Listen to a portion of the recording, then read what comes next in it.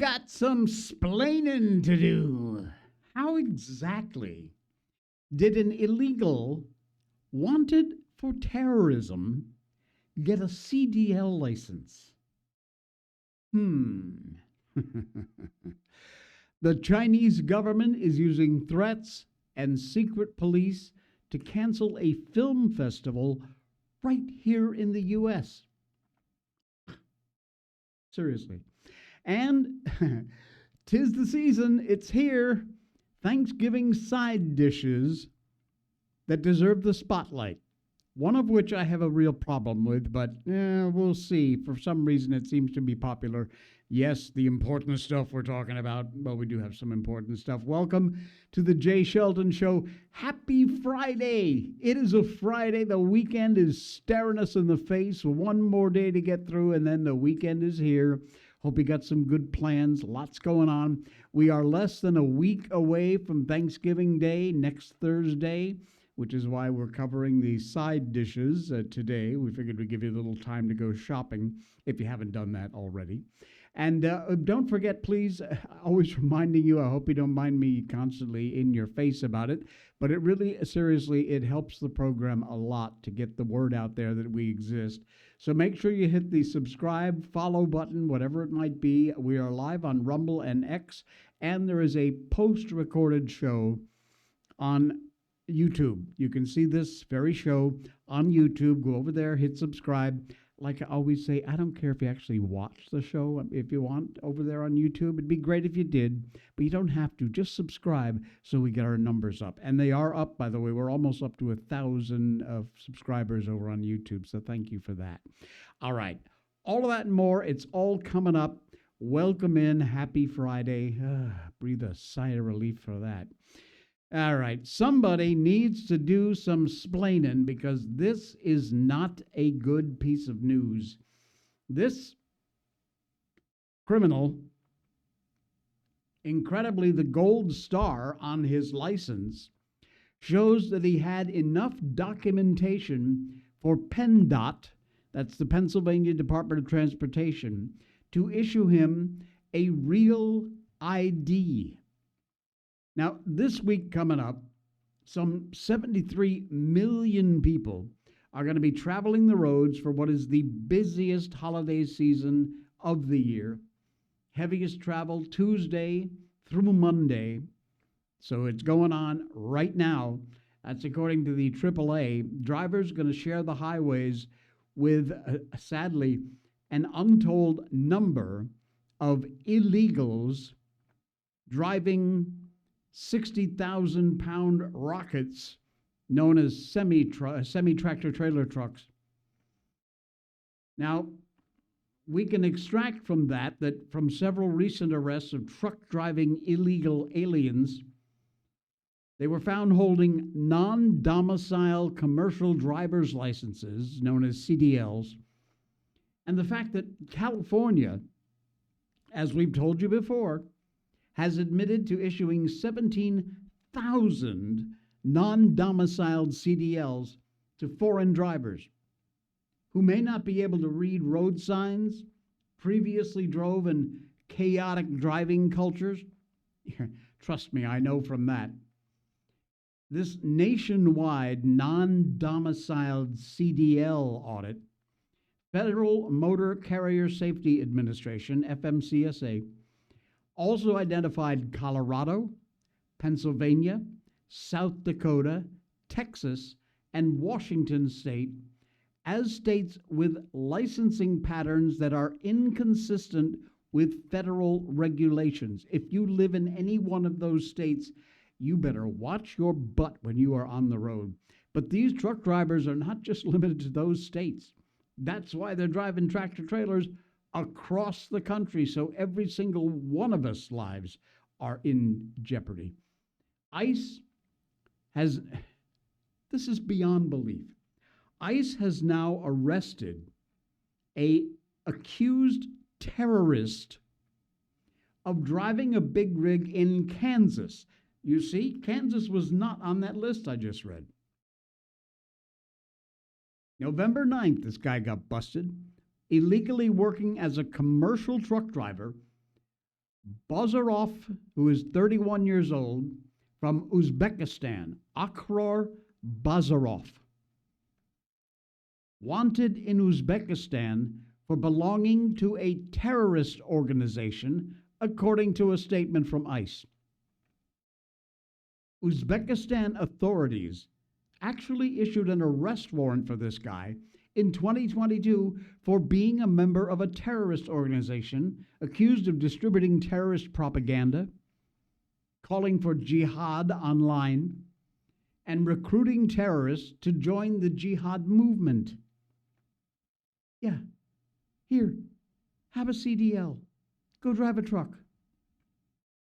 He illegally snuck into the United States in February 2023, according to ICE, arrested by U.S. Border Patrol, and, thank you, Joe Biden, released, aimlessly drifting around the country as the Biden administration's immigration free-for-all policy.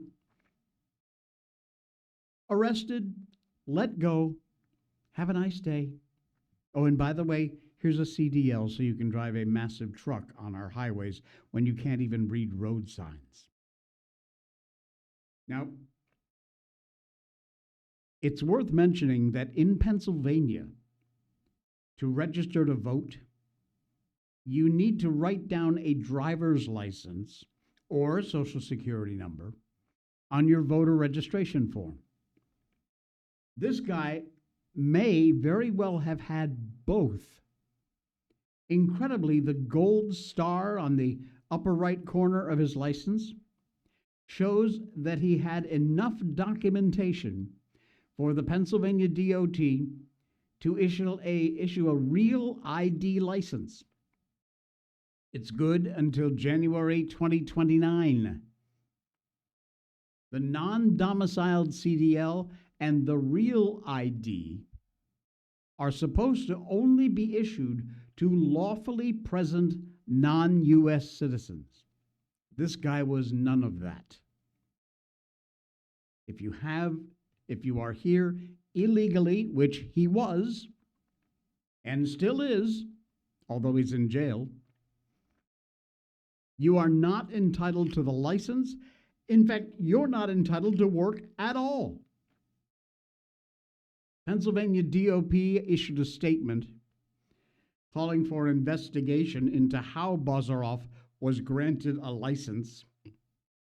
They said whether non-citizen applicants apply for a CDL in Pennsylvania, Penn DOT reviews the necessary immigration and naturalization documents, apparently not well enough, and completes the federal process for verifying lawful presence, confirming the non-citizen's legal status in real time using the Department of Homeland Security's SAVE database, SAVE, before they issue a license.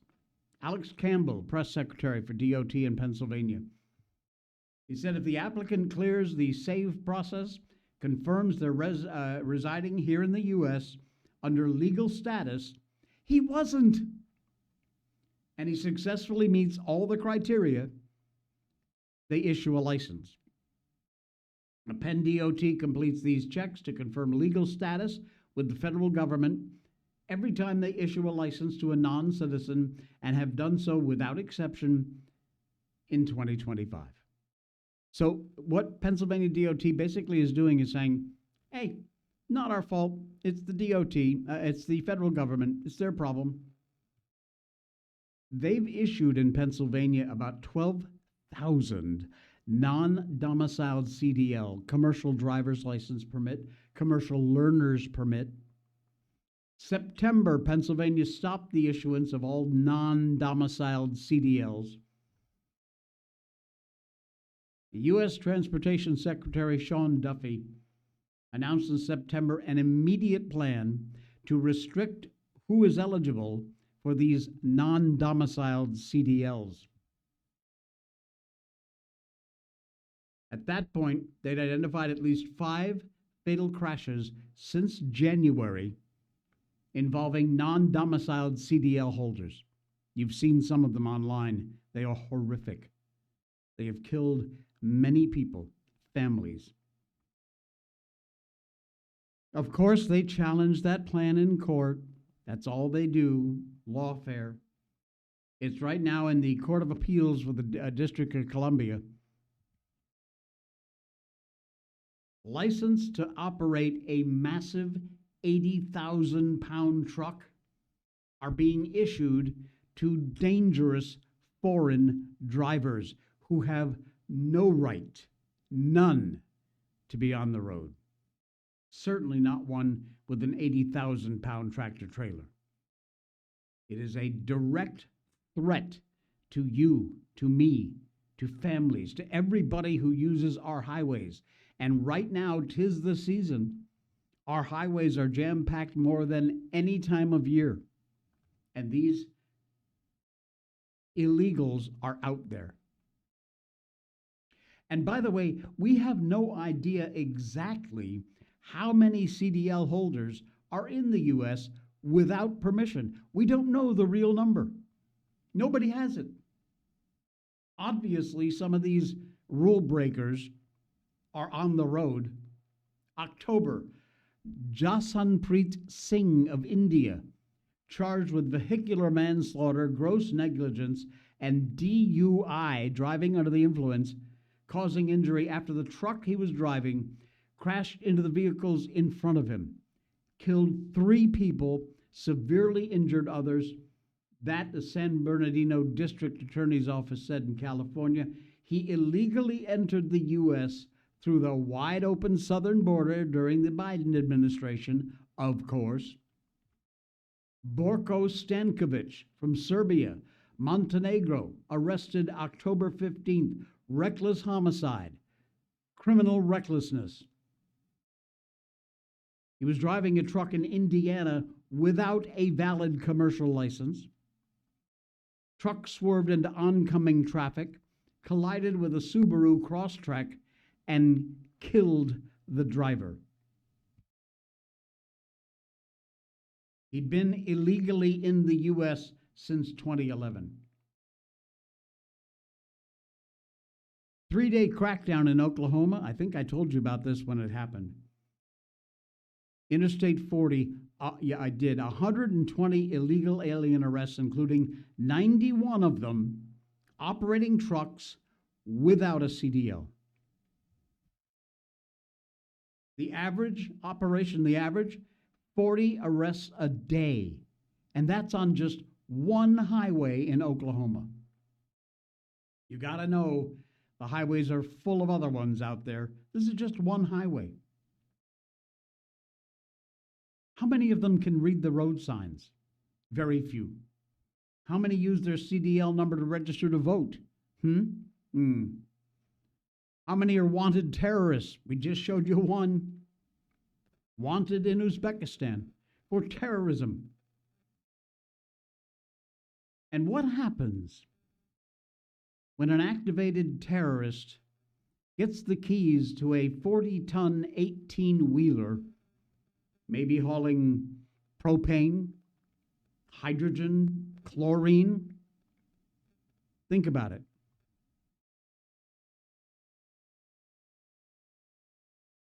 Biden's borders, apparently flawed CDL licensing policies across the country, worse in some states than others, literally puts these giant weapons into the hands of terrorists. Right next to cars carrying pumpkin pies to grandma's house. How many tractor trailers did you go by on the highway?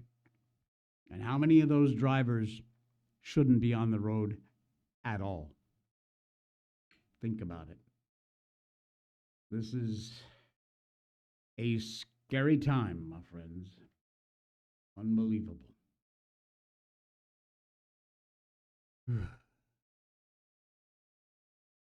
Here's some good news. Thankfully, Trump's transportation department, while we're on the subject,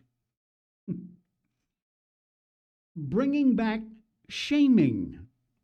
I love it. The Trump admin Department of Transportation has brought back shaming, and anyone who flies even just once per year should fully support this. Back in December 2021, aboard American Airlines to Cancun for a Christmas time family vacation, the airlines had not started serving alcohol again. Airline attendants said, "No, we don't, not until the passengers start acting right." This incredible blow up of confrontations in flight are insane. You've likely seen the video of some of these morons.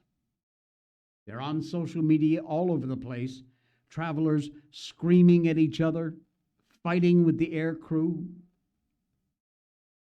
He said these problems were largely caused by drunken passengers, a lot of whom would drink before they get on the flight, in the airport lounge, get totally shit-faced drunk, and then get on the plane. There's a new ad this week from the DOT that addresses this tragedy in a spectacular fashion. I love this. I'll tell you what, I was going to read it, but let me actually just play it for you. This is the ad from the DOT, Secretary Sean Duffy. It says, "It's not your imagination. Traveling has become uncivilized. 400% increase in outbursts on planes since 2019. 1 in 5 flight attendants report experiencing physical incidents. Somebody pounded on them. And unruly passenger events have doubled since 2019. Here's the latest from the DOT. Fly with me, let's fly away. Air travel is a miracle of American ingenuity. We built airports to launch a golden age of travel across the skies. We respected the dignity of air travel and the men and women who made the dream possible. Remember those Flying days? was a bastion of civility. But today,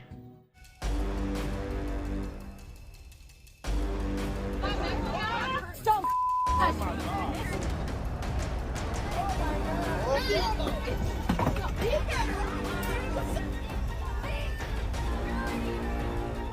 I'm not doing anything. I'm not doing it.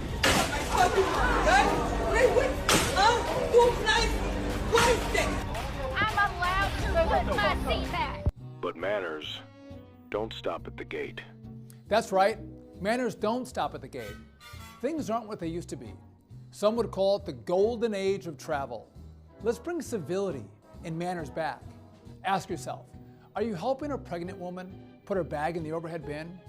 Are you dressing with respect? Are you keeping control of your children?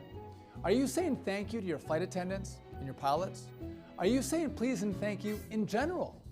The golden age of travel begins with you. I love the fact that they're actually putting these videos that show up on social media of these absolute morons embarrassing themselves. And you know what? Here's the thing. They don't care. These people don't care.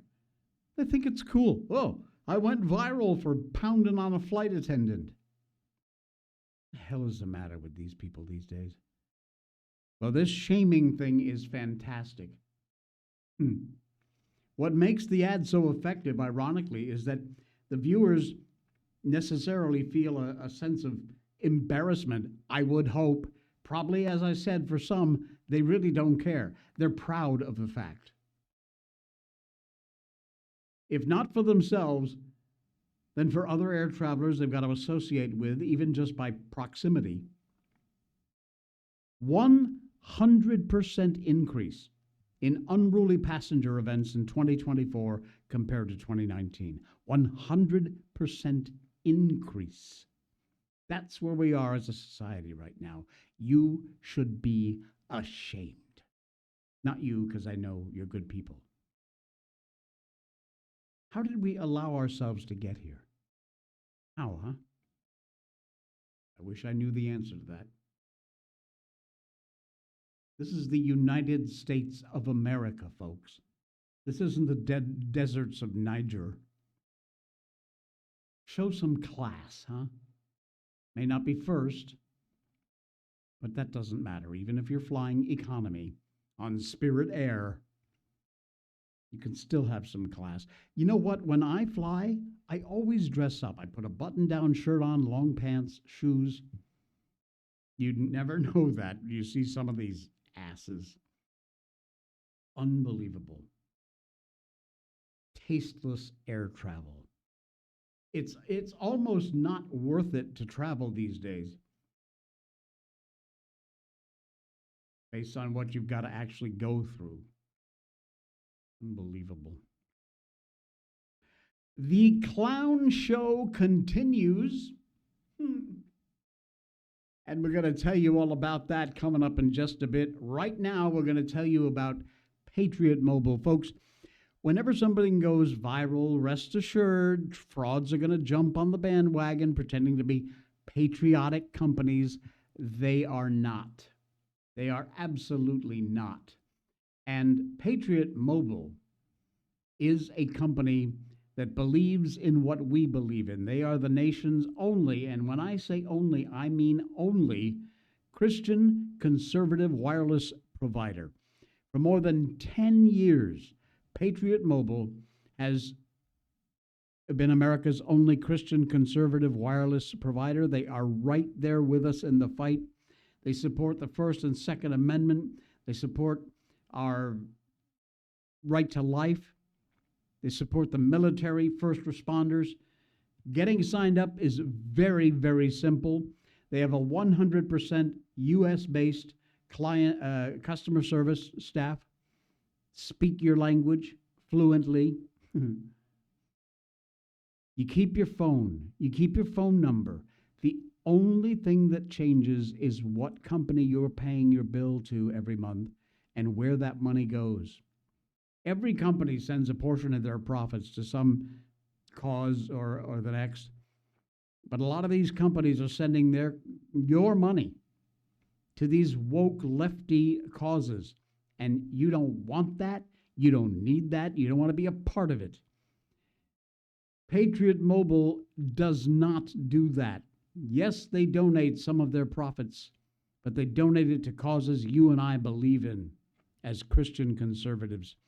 When you switch to Patriot Mobile, you are supporting a company that's defending free speech, religious freedom, the sanctity of life. As I said, our military, our first responder heroes. 100% U.S.-based customer service team. Switching is easy. Make sure you use the code J20 at checkout when you get signed up. That'll get you your first month free. You go to patriotmobile.com/J. patriotmobile.com/J and get yourself signed up. Stop sending money to the left. Look, if you've got a contract currently with another company, don't worry about it. Get with their customer service people. They've got plans to get you out of that contract and into one you can get behind 100% with Patriot Mobile. patriotmobile.com/J. Don't be fooled by these other companies claiming to be patriotic or conservative. They are not. patriotmobile.com/J. And thank you, Patriot Mobile, for being a part of the show here and a supporter. We really do appreciate that. All right, the clown show continues. Democrat Rep. Cherphilus McCormick responding to the indictment. This woman. I swear, how these knuckleheads get elected to an office is beyond me. Democrat Rep. Sheila Cherphilus McCormick of Florida from 20th District has been charged by the DOJ for stealing millions of dollars in FEMA money during the COVID-19 pandemic. According to the indictment, She's accused of laundering the proceeds and then using the money to support her 2021 congressional campaign. Her and her brother, Edwin, 51, both from Miramar, worked through their family health care company on a FEMA-funded COVID-19 vaccination staffing contract back in 2021 at the height of the plandemic. They got an overpayment of $5 million in FEMA funds. Now, this indictment says the defendants conspired to steal that money and routed it through multiple accounts in order to disguise its source. Now, how did this woman respond? We didn't have to wait very long to find out. 2 days ago, she was asked for a reaction to the indictment, and her answer was, astonishing. That's a good word. Not in a good way. Take a listen to this absolute crap. Your thoughts on the indictment, please? Well, it's an unjust indictment, and it seems like these intimidation tactics have been pervasive. We spent all week seeing different members getting censured, all in hopes of intimidating and kind of distracting from the Epstein files. And I look forward to my day in court so I can prove myself and actually state the truth. But if this is what Congress is becoming, where they're always trying to intimidate you, scare tactics, especially attacking minorities, black and brown people, then we're going to have to keep fighting for the district. And everybody has been giving me so much support, and we're going to keep fighting until the district gets what it needs, which is fair prices, housing, and fair representation of Congress. Yeah, way to distract. I'm sorry, I know that volume was very low, but that's the cut, the way they sent it to me. Unbelievable. Just in case you missed it, she said, it's an unjust indictment. Seems like these intimidation tactics have been pervasive. We spent all week seeing different members getting censured, all in hopes of intimidating and distracting from the Epstein files. I'm sorry, who's trying to throw the attention in another direction? Woman is such an idiot. There is a lot to unpack there. For starters, if these were intimidation tactics, it would not be used against one of the most unknown members of the House. Who the hell knows who this woman is? Nobody. She is an absolute no one. Why would you do that? She is too irrelevant to be a target of any kind of politicized action. That's one of the reasons she should take this very seriously. She is a nobody, and the DOJ put their sights on, and off you go to the races. I had no idea she even existed until this news broke, and I guess the same is true of just about everybody else in the Trump administration. Who? Who the hell is that? This investigation, by the way, began under the Biden administration. There's simply no evidence this was done any kind of distraction from the Epstein files. The investigation was going on under the Biden administration, and it continued under this Trump administration.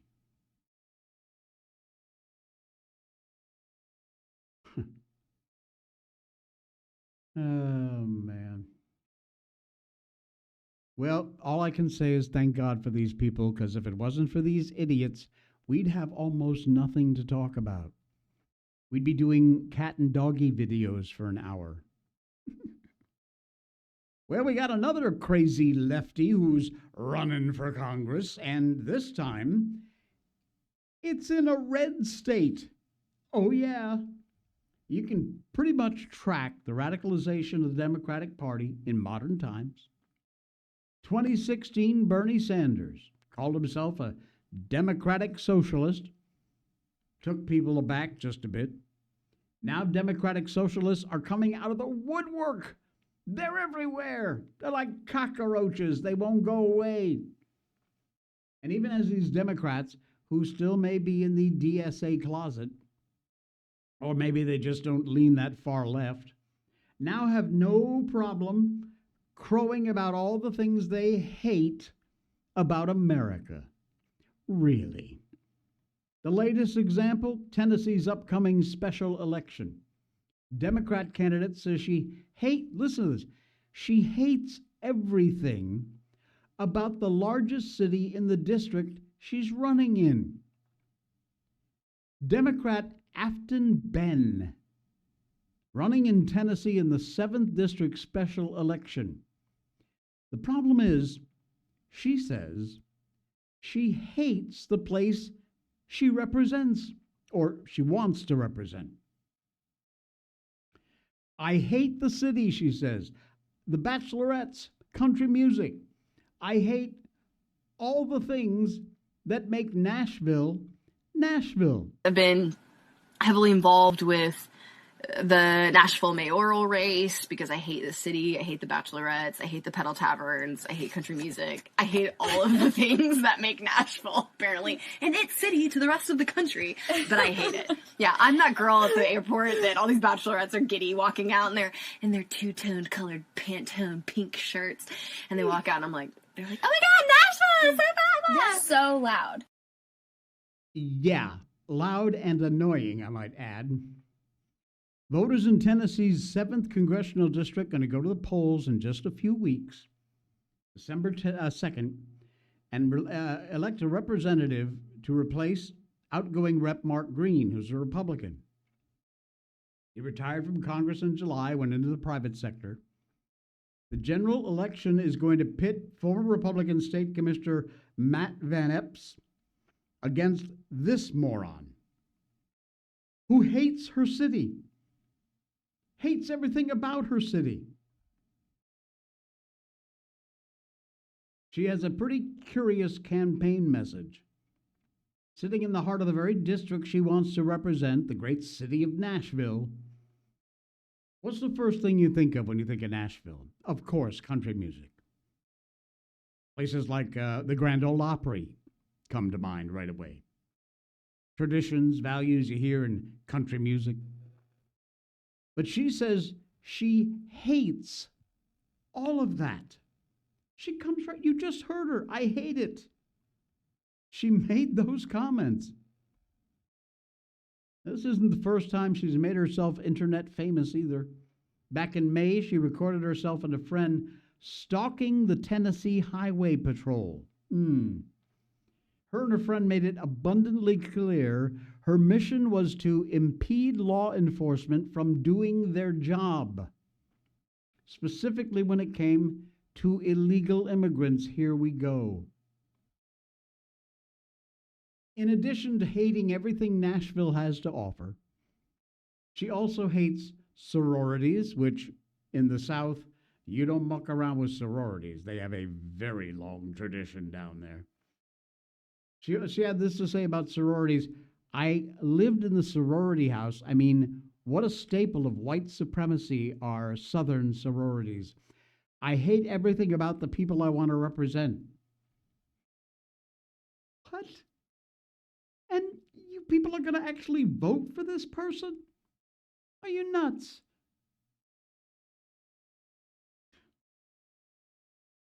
Well, you put Ma'am Dammy in New York, so I can absolutely believe it. I would not be surprised in the least if this idiot actually winds up getting elected. Incredible. Absolutely incredible. Like I said when I did the airline story, what has happened to this society? Speaking of Ma'am Danny, magic fairies and pixie dust. Listen very closely to what Ma'am Danny says about how he's going to fund the free buses in New York City.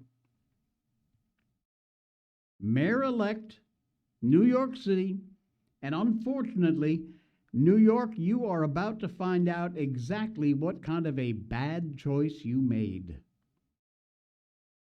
Interviewed by Pix11 News, Dan Manarino, he asked about his plan for free buses and how he would pay for them. something might be a little bit important. He was asked where he was going to get the $700 million he would need for this plan if Kathy Hochul, the governor of New York, wasn't raising taxes. Question: how are you getting $700 million to make the buses free if the governor is not for raising taxes? Ma'am Danny, through the raising of the state's corporate tax. But she said no. Well, he says, the most important fact is we fund it, not the question of how we fund it.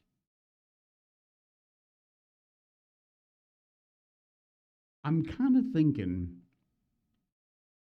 that if you don't know how you're going to do it, that might be a problem.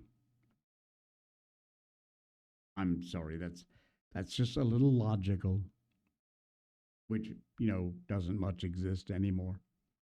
I realize when you're a socialist, money grows on trees and drops out of the sky from magic fairies like pixie dust. Oh, look, more money.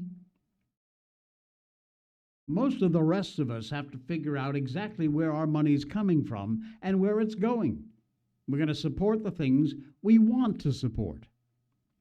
When you got a guy with a deficient ideology and kindly said a truly limited job background, maybe these questions aren't real to him. New York elected this idiot. So New York, enjoy it. You made that bed, and now you got to lie in it. Not only would you lose revenue from the buses, but these buses free, you know what's going to happen. They're just going to be rolling homeless shelters. They're free. Climb on, grab a seat, set up camp. And that is going to be a problem for the people who actually need to use the buses. You would get on there. Can you imagine the smell? They already stink. Get 4 or 5 or a dozen homeless people living in the buses. Oh, that's going to be a treat.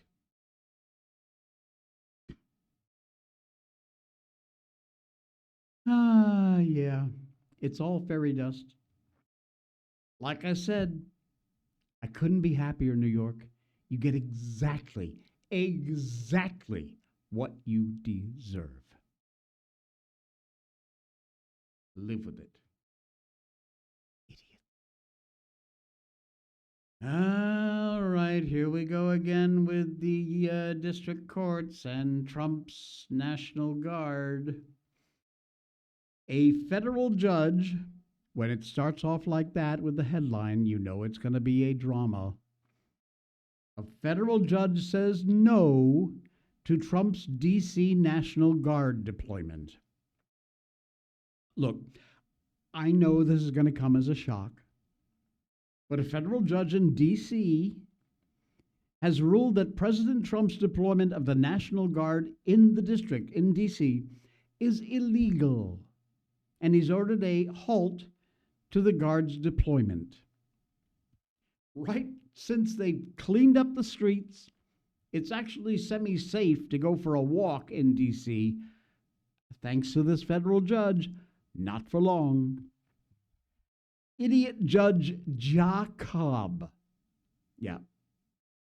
Thursday issued an order and a memorandum of opinion enjoining the Trump admin from deploying or requesting deployment of any members of the National Guard in the District of Columbia pursuant to a series of orders and memorandums issued in conjunction with Operation Make D.C. Safe and Beautiful.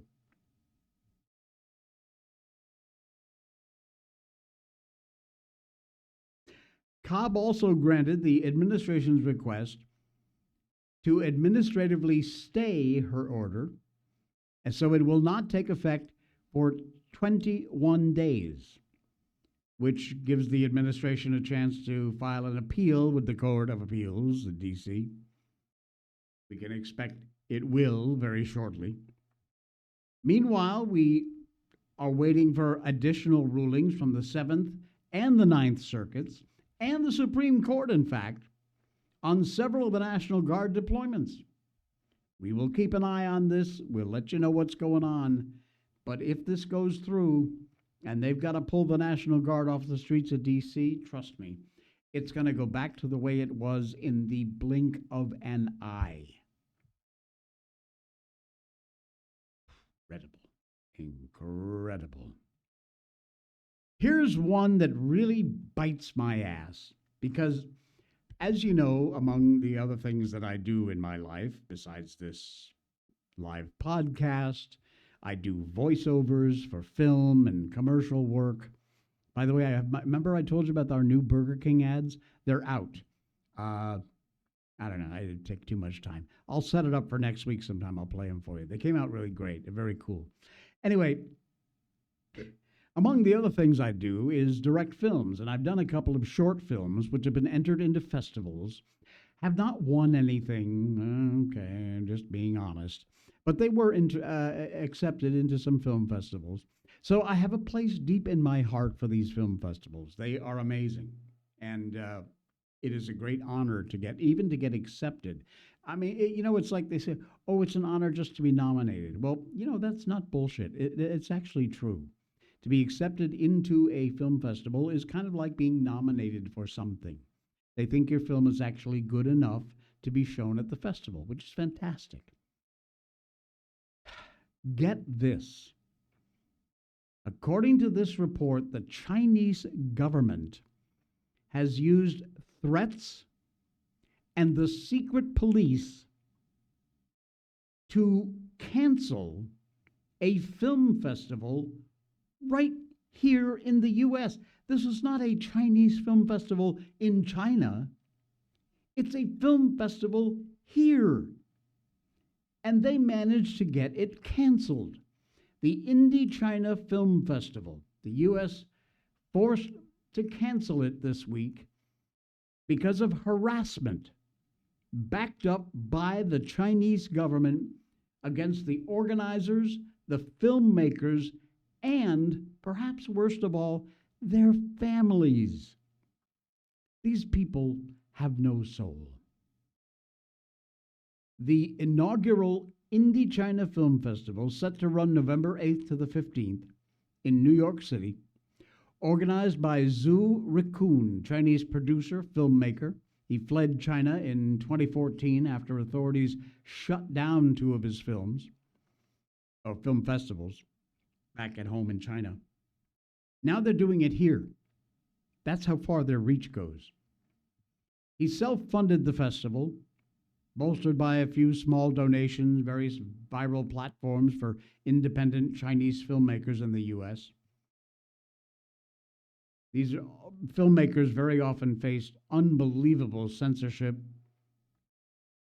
sacrifice their freedom for their art. These people go through hell on earth. So you come over here, you expect some freedom, but nope, not the case. Film festival poised to showcase over 24 independent Chinese language films and documentaries that go into critical themes like social issues, natural disasters, the avant-garde art movement. The festival this is from the website. This festival transcends mere screenings as a dynamic space for ideas, resilience, memory, and identity. It pays tribute to the bravery of Chinese independent filmmakers who operate outside the studio system. Tickets have been pre-sold for months to this festival. It was building. It was growing. In recent days, filmmakers from China and Europe planning to attend, showcasing their work in New York City, began informing Zhu that their trips had been canceled. They urged him, please don't show my film. They had been accepted into the festival, but the filmmakers were calling and saying, please don't show my film. He announced last week he was suspending the festival just 2 days of what was supposed to be opening night.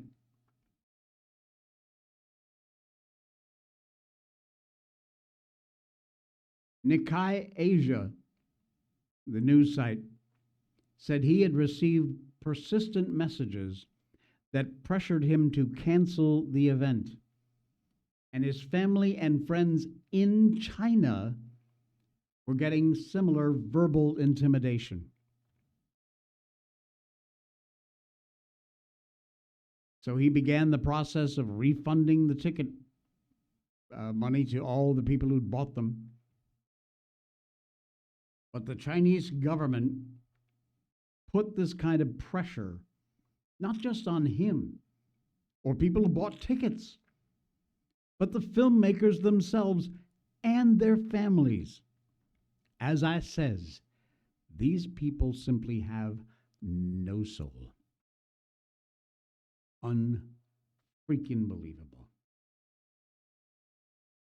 It would be one thing if this festival were going on in China. This was going on right here in the U.S., in New York City. And yet their disgusting little commie claws reached all the way out and shut the festival down. Disgusting. All right, our new segment, we decided to officially make this a thing. You can't fix stupid. You know what? I got to make an opening for this because it's just worth it. I will do that. For next week, we'll have an opening. A little opening blurb thing says, you can't fix stupid. If I had filmed this, I never would because I'm not that dumb. I'm not so sure I would have posted this to social media, but this is Gen Z versus an old gas pump. You remember these, I'm sure. Please tell me I'm not stupid. I'm trying to pump gas, but the gas, this is not a button. Do you know what I mean? I'm trying to, hello? This is not a button. Just pump on. There's no buttons here. I'm so confused right now. Lift nozzle and select grade to begin fueling. Lift nozzle. Okay. And select. Wait, how do I? Oh, this is a prepaid dispenser. But it let me pay already. I'm so confused. Can I just it's not. Do I? Okay. Is this a joke? How do you pay? Can somebody help me? Because I clearly do not know what is going. Okay, timed out. Okay, I'm gonna go inside. I'm not allowed to actually put it into your car for you. Okay. But I can walk you through the steps. So okay. Because you've already got it and you're approved for $25, so you're gonna grab the. Oh, let me unlock it real quick. Okay. Because these things were built when Reagan was in office. Okay. You flip that. Oh. I see people out here pushing this thing, but yeah, this whole thing flips up, and that's how it comes on. But you should be good to go in just a second. It'll come on. Okay. Thank you so much. There you go. Yeah, no worries. Okay. Wow.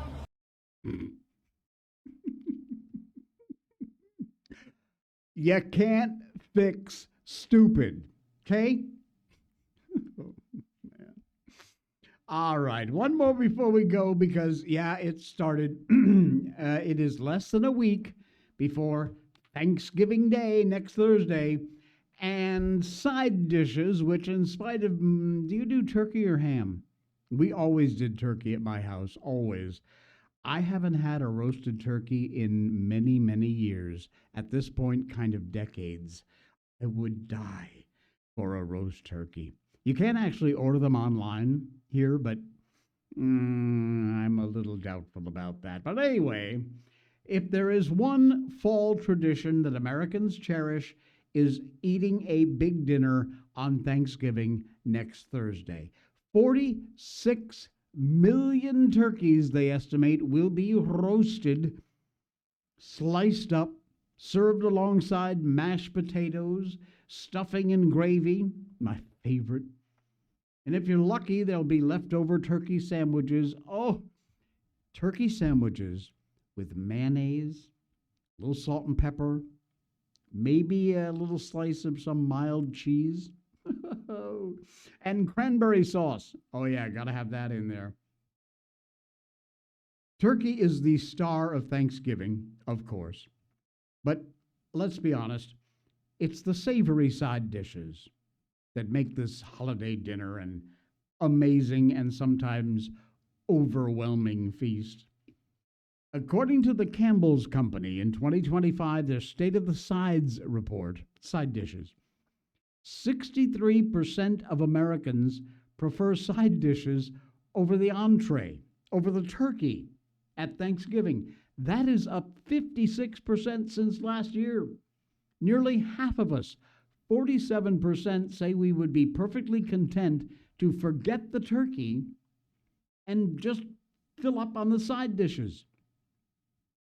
Normally stuffing, or you might call it dressing, depending upon what part of the country you live in, it reigns supreme as America's favorite Thanksgiving side. Mine's probably mashed potatoes and gravy, but stuffing is great too. Campbell's test kitchen chef Dorcas Riley created 70 years ago, wow, to promote the company's cream of mushroom soup green bean casserole.